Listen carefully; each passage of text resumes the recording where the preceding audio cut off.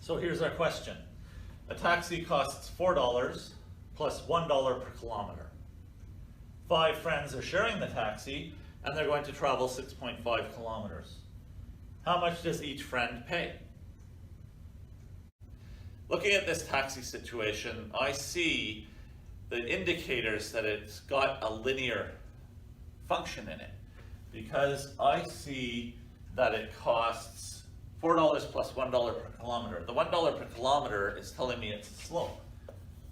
Why? Because I can write the unit like this, dollars per kilometer.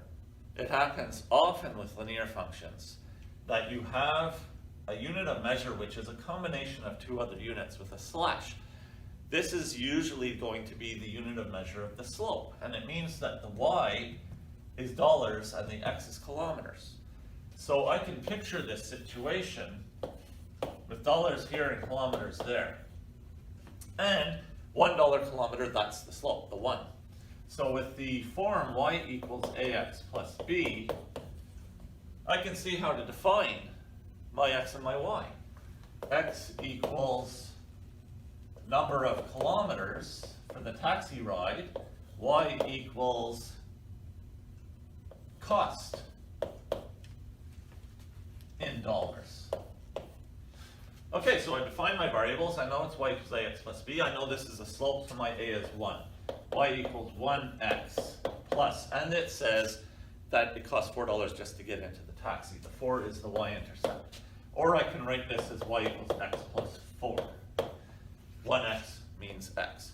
I have a function. I can plug a value into it, and it's a 6.5 kilometer ride, which is a number of kilometers, an x.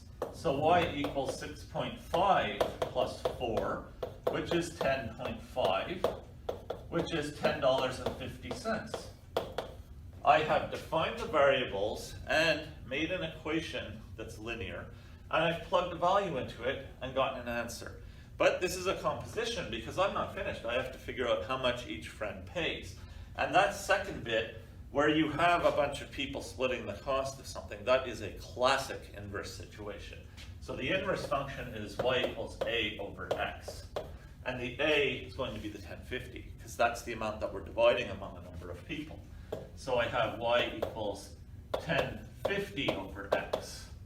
But I want to define the variables for this too.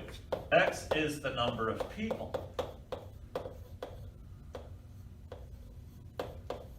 Because we logically divide the total cost by how many people there are. Y equals the cost for each person. So I'm plugging in the number of people, and the question said it was 5 people. Y equals 1050 divided by 5, which is $2.10. So I put my unit of measure, and I have given the final answer to this question. Turns out this is a composition of 2 functions where I have to use the linear function first, because I need this answer I got for the linear as part of my inverse function.